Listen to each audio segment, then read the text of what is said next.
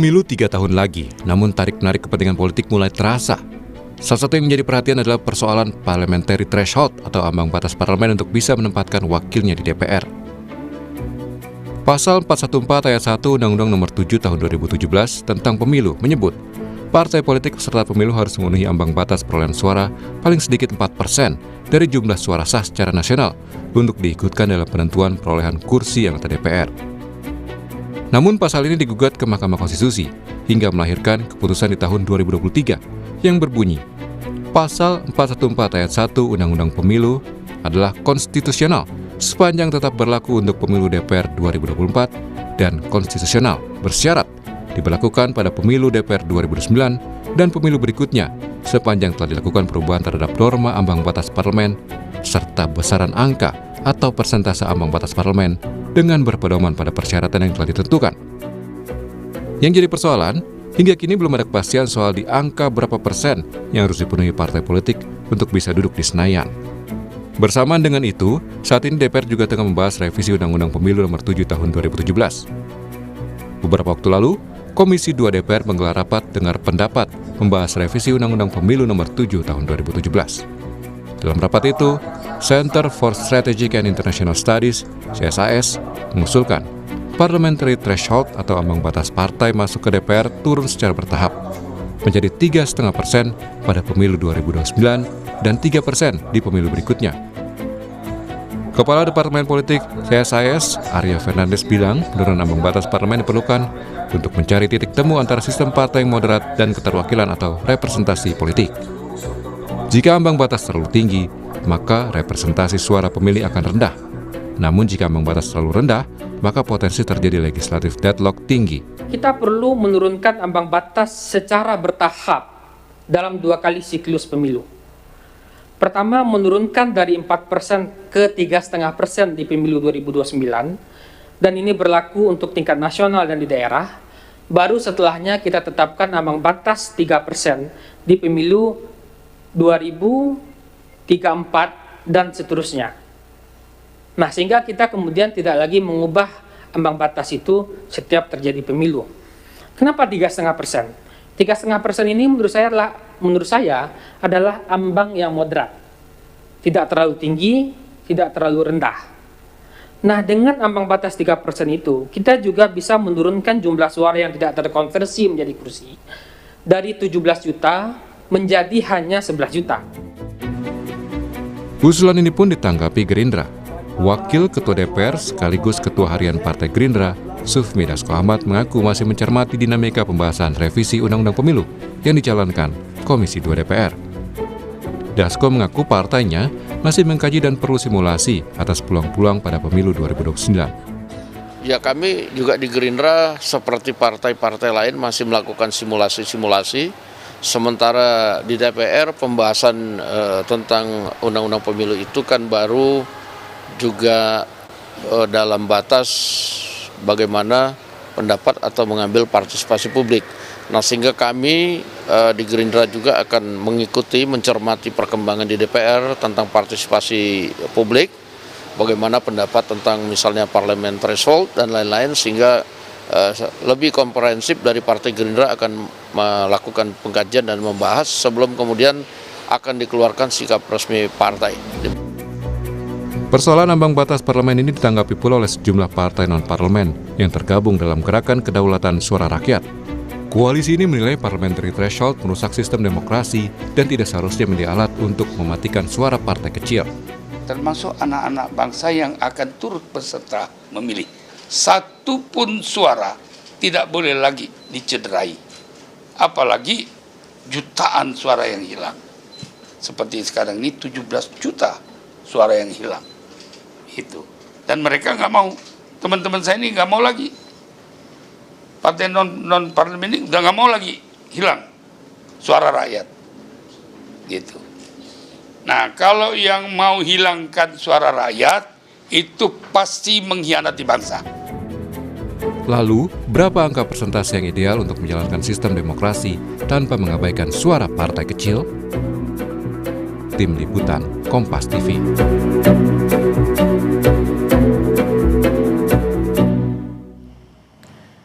Pemilu 3 tahun lagi, namun tarik-menarik kepentingan politik mulai terasa. Salah satu yang menjadi perhatian adalah persoalan parliamentary threshold atau ambang batas parlemen untuk bisa menempatkan wakilnya di DPR.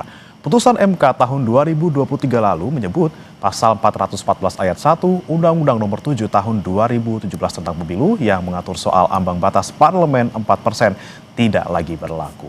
Kemudian berapa angka presentase yang ideal untuk menjalankan sistem demokrasi tanpa mengabaikan suara partai kecil, ataukah ada alternatif lain selain menurunkan ambang batas parlemen?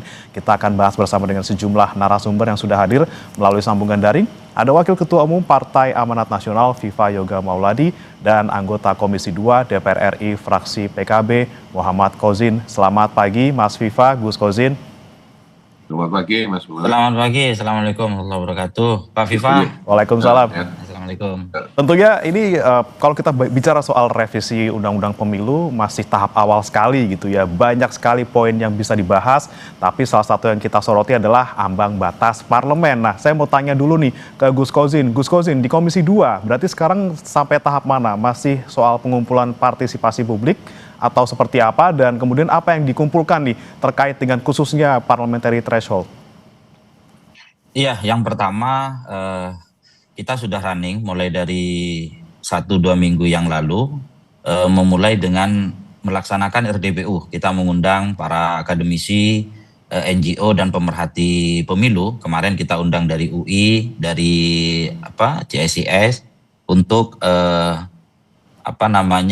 menerima untuk mendengar gagasan, masukan, dan catatan-catatan dari kawan-kawan NGO, akademisi, dan pemerhati. Nanti minggu depan juga berlanjut dengan simpul-simpul masyarakat yang lain. Tentunya ini bagian integral daripada kita ingin bagaimana pembahasan RUU Pemilu ini nomor 7 2017 betul-betul memenuhi prinsip meaningful participation. Di samping itu juga kita bisa mendapatkan highlight secara komprehensif dari seluruh elemen bangsa yang memang mempunyai atensi kuat terkait dengan bagaimana kepemiluan kita ke depan jauh lebih baik daripada pelaksanaan pemilu yang sebelum-sebelumnya. Seperti itu, Mas. Baik, terkait dengan masukan dari CSIS juga nih, Gus Kozin, ini kan sudah ada angkanya tuh, kira-kira usulannya kalau di tahun depan ya 3,5% lah di 2029 gitu ya. Nah kan PKB ini salah satu yang kemudian ya mendukung lah adanya parliamentary threshold di pemilu kita.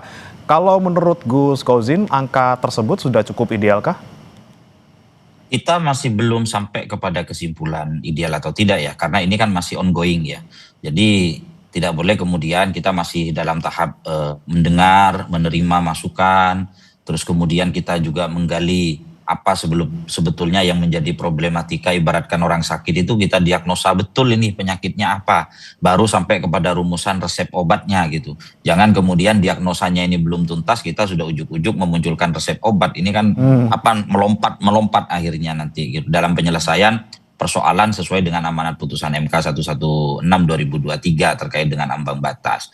Nah, kalau saat ini kita posisinya sedang melakukan belanja masalah, kita mendengar masukan, memitigasi persoalan, termasuk juga kami di PKB ya secara kepartaian kita juga ongoing melakukan kajian-kajian secara intensif juga gitu, untuk kemudian secara simultan Komisi 2 juga berjalan, partai juga berjalan untuk menemukan satu formulasi yang ideal, yang betul-betul formulasi ini bisa menjawab persoalan dan semangatnya sesuai dengan apa yang menjadi putusan MK 116 2023 seperti itu, Mas. Tapi tentunya berapapun yang jelas PKB tetap mendukung adanya parliamentary threshold ya. Berbeda dengan PAN nih, Mas Viva, benar-benar tanpa parliamentary threshold nih maunya dari PAN. Ya, jadi ambang batas partai politik masuk ke parlemen selalu menjadi perdebatan. Saya 2 kali menjadi anggota Pansus Undang-Undang Pemilu sewaktu saya di DPR. Memang secara formal tidak ada batasan berapa persen yang ideal, tapi ada prinsip-prinsip demokrasi yang harus menjadi perhatian kita bersama. Satu, parliamentary threshold itu jangan menjadi alat politik untuk menghilangkan keberagaman dan kemudian menghilangkan keberadaan dari partai-partai yang kecil. Yang kedua, parliamentary threshold itu sebenarnya kan untuk menjaga agar keberadaan dari pemerintah bisa berjalan secara efektif, tapi juga harus memperhatikan agar tidak terjadi fragmentasi politik di DPR. Kita melihat bahwa parliamentary threshold prinsipnya adalah semakin tinggi persentase parliamentary threshold, maka akan terjadi pemilu yang disproporsional. Artinya nilai representasi akan menjadi berkurang, menjadi rendah. Karena apa? Karena suara sah nasional banyak yang hilang, yang terbuang, tidak bisa dikonversi menjadi kursi. Contoh nih Mas Pemana, tahun 2009 pemberlakuan pertama kali parliamentary threshold di parlemen, 2,5% dengan 38 partai politik, suara yang hilang, suara sah yang hilang, yang tidak bisa dikonversi menjadi kursi itu sebanyak 19 juta suara, atau setara dengan 18% suara sah nasional. Kemudian untuk pemilu 2014 dengan 12 partai politik, penerapan parliamentary threshold naik dari 2,5% menjadi 3,5%, itu suara yang hilang, yang tidak bisa dikonversi menjadi kursi itu sebesar 3 juta suara atau 2,4%. Kemudian 2014 dengan 16 peserta partai politik, parliamentary threshold-nya 4%, itu suara sah nasional yang tidak bisa dikonversi menjadi kursi hilang, ditelan oleh laut sebanyak 13,5 juta suara sah nasional atau 9,7%. Dan yang terakhir kemarin di pemilu 2024 dengan 18 peserta pemilu parliamentary threshold 4%, suara sah nasional yang tidak bisa dikonversi menjadi kursi 16 juta suara atau setara dengan 10,6%. Jadi ini menjadi sebuah warning, nilai kedaulatan akan kehilangan substansi karena bagi partai-partai yang tidak lolos parliamentary threshold itu akan membawa suara sah yang tidak bisa dikonversi menjadi kursi, sehingga menyebabkan pemilu menjadi disproporsionalitas karena nilai representasinya berkurang atau rendah. Ya, jadi berapa nilai idealnya? Tidak ada nilai idealnya. Kalau kita mau sempurna bahwa nilai kedaulatan itu ada di tangan rakyat, ya parliamentary threshold dihapus menjadi 0%. Tapi kan kemudian masalahnya ada kekhawatiran, ada fragmentasi politik yang relatif tinggi di DPR karena pemberlakuan untuk parliamentary threshold awalnya dulu bersifat nasional, kemudian oleh Mahkamah Konstitusi dengan adanya judicial review dihapus. Jadi parliamentary threshold itu hanya bersifat nasional, artinya hanya untuk pemilu nasional, tapi untuk pemilu lokal, untuk anggota DPRD provinsi, kabupaten, kota itu tidak ada penerapan parliamentary threshold. Jadi berapa nilai idealnya? Kalau mau sempurna ya 0%. Pertimbangannya apa? Karena kalau 0% itu nilai representasinya tinggi, nilai kedaulatannya terjaga, tapi kemudian timbul masalah. Masalahnya apa? Di fragmentasi politik di DPR. Saya rasa itu mudah sekali. Ada gabungan fraksi, ya, fraksi-fraksi di DPR itu minimal akan menjadi salah satu solusi bagi partai-partai yang lolos 1 kursi, 2 kursi. Berapa jumlah minimal kursi di satu fraksi? Ya sejumlah jumlah komisi, misalnya komisinya ada 13 sekarang, ya minimal 1 fraksi harus memiliki 13 kursi di DPR.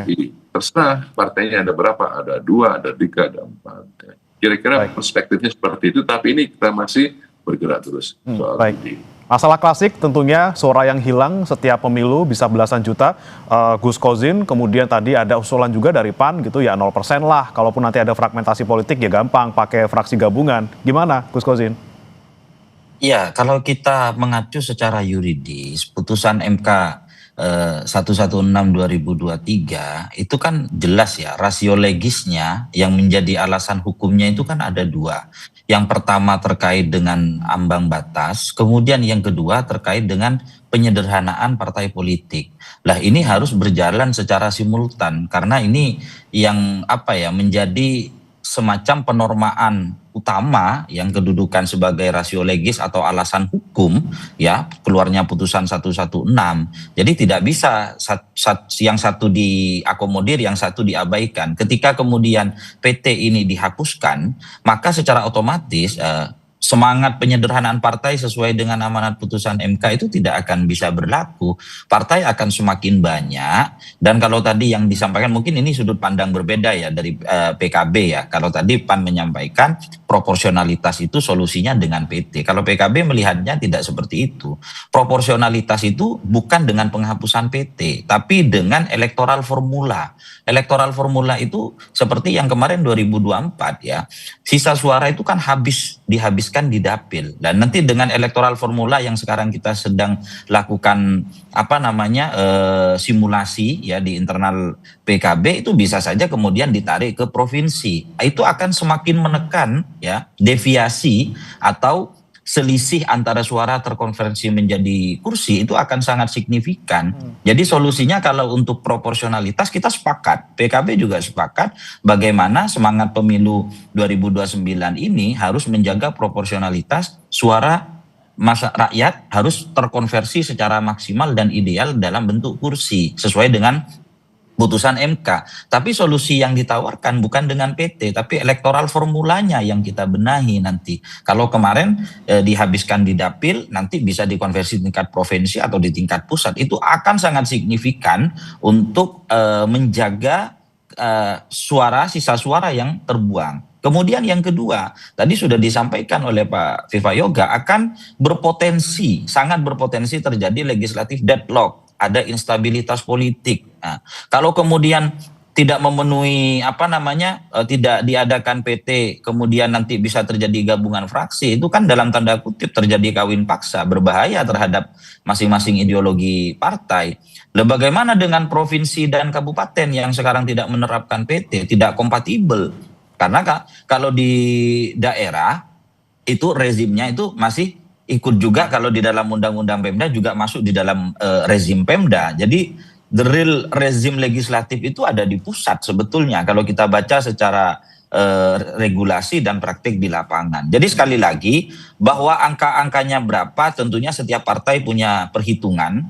Seperti kami di PKB masih terus untuk melakukan kajian, kita mendengar masukan dari beberapa ahli, beberapa tokoh akademisi dan masyarakat untuk nanti pada akhirnya sampai kepada satu keputusan ofisial berapa angka yang akan diusulkan oleh PKB. Tapi secara prinsip PT kami anggap menjadi satu keniscayaan, juga ini berlaku di negara-negara luar walaupun nilainya berbeda-beda gitu ya. Bagi negara yang menerapkan sistem demokrasi presidensil itu ada semua PT-PT, karena nggak mungkin kemudian kita buka gerbang seluas-luasnya tanpa ada filtering, tanpa ada screening. Nah ini malah justru instabilitas politik akan terjadi di sana gitu. Jadi resikonya menyelesaikan masalah dengan memunculkan masalah baru nanti pada akhirnya gitu. Kalau ini bukan masalah usulan atau tidak, kalau kita baca secara utuh apa yang menjadi rasio legis daripada putusan MK 116/2023 seperti itu. Oke, lagi-lagi kekhawatiran legislatif deadlock kalau misalnya PT dihapuskan nih Mas Viva, dan juga kemudian tadi soal kalau fraksi gabungan takutnya nanti disuruh kawin paksa gitu ya. Apakah mungkin nanti nih partai-partai mau tuh disuruh kawin paksa? Dan apakah tadi solusi yang mungkin ditawarkan oleh PKB soal electoral formula, kursi dapil itu dihitung juga di tingkat provinsi, seperti apa Mas Viva kalau menurut Anda?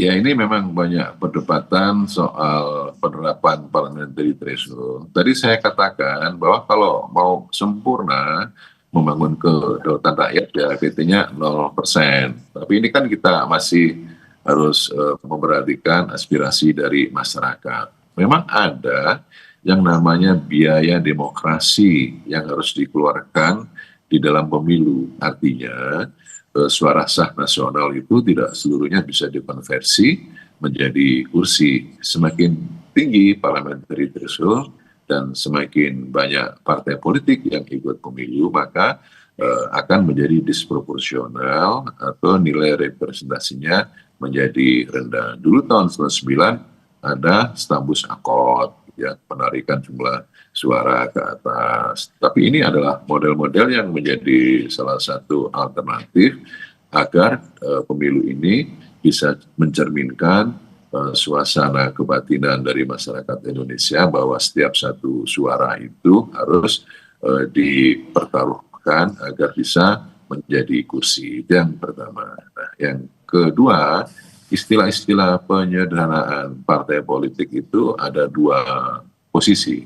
Apakah penyederhanaan partai politik itu mengurangi jumlah partai politik atau mengurangi titik ekstrim pertarungan ideologi.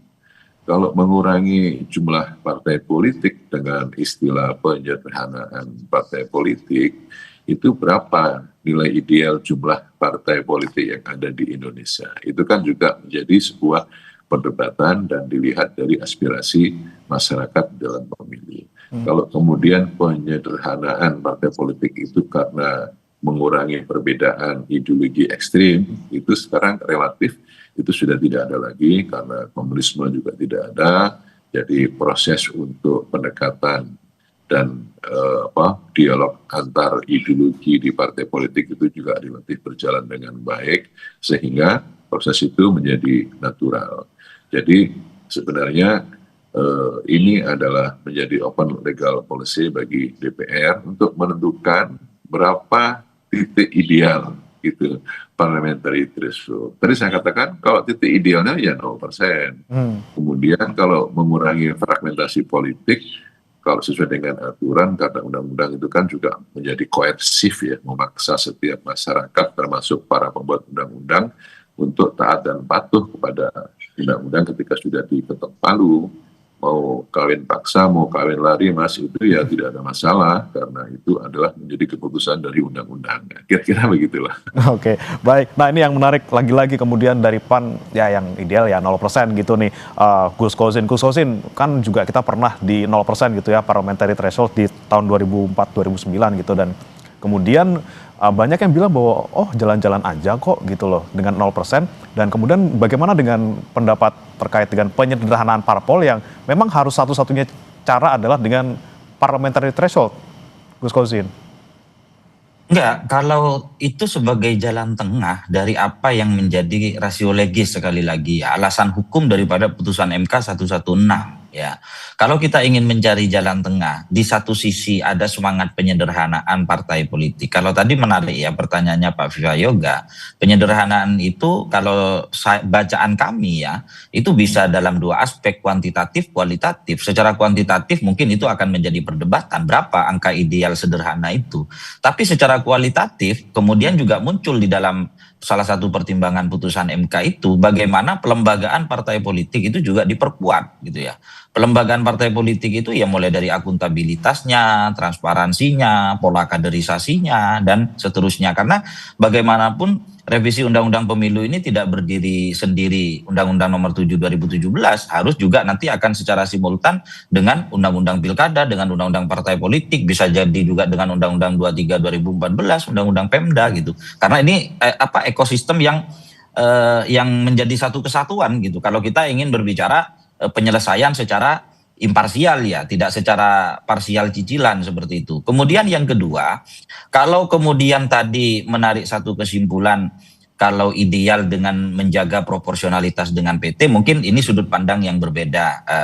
Kita menghormatilah, mungkin PAN punya pemikiran dan pendapat seperti itu. Kalau kami di PKB melihatnya PT itu tetap diperlukan kalau kita ingin menjaga apa yang menjadi semangat putusan MK itu tadi. Bagaimana solusi untuk menjaga proporsionalitas? Kita juga sepakat untuk memperkecil atau syukur-syukur bisa meniadakan deviasi ya antara suara menjadi terkonversi menjadi kursi, yaitu dengan salah satunya yang harus kita lakukan exercising itu adalah electoral formulanya. Ya bisa tidak salah kan kalau kita coba meramu terkait dengan stambus akot yang dulu pernah diterapkan kalau tidak salah 2009 ya Pak Viva Yoga kalau tidak salah. Mas. Tahun 99. Mungkin dengan beberapa kombinasi disesuaikan dengan kebutuhan yang ada saat ini. Dan ketika itu diterapkan pasti akan secara signifikan akan memperkecil deviasi, akan menjaga tetap semangat proporsionalitas sesuai dengan apa yang menjadi amanah putusan MK. Jadi putusan MK itu kan tidak berbicara penghapusan PT, tapi PT ini disesuaikan dengan semangat menjaga proporsionalitas atau dengan kata lain memperkecil deviasi konversi suara menjadi kursi. Jadi kalau misalkan kita langsung ngesutnya adalah penghapusan PT, ya menyelesaikan masalah dengan berpotensi memunculkan masalah baru. Jadi sekali lagi bukan hanya fragmentasi politik dan instabilitas politik ya, tapi banyak hal juga yang akan juga beririsan nanti menjadi konsekuensi logis daripada penghapusan PT. Mungkin ada juga yang bertanya, loh kok di daerah aman-aman saja, misalkan kabupaten, provinsi. Saya rasa tidak kompatibel kalau perbandingannya pusat dengan daerah. Tapi berapa nilai angka ideal itu? Tadi menarik pertanyaan Pak Viva Yoga. Sederhana itu dengan angka berapa partai, secara kuantitatif, secara kualitatif itu seperti apa, sementara kita tidak ada tarikan secara ideologis sekarang kan. Menarik, ini menjadi salah satu diskursus nanti kita akan bawa juga di Komisi 2 untuk memperkaya dengan beberapa pengamat, beberapa praktisi yang punya concern urusan kepemiluan seperti itu.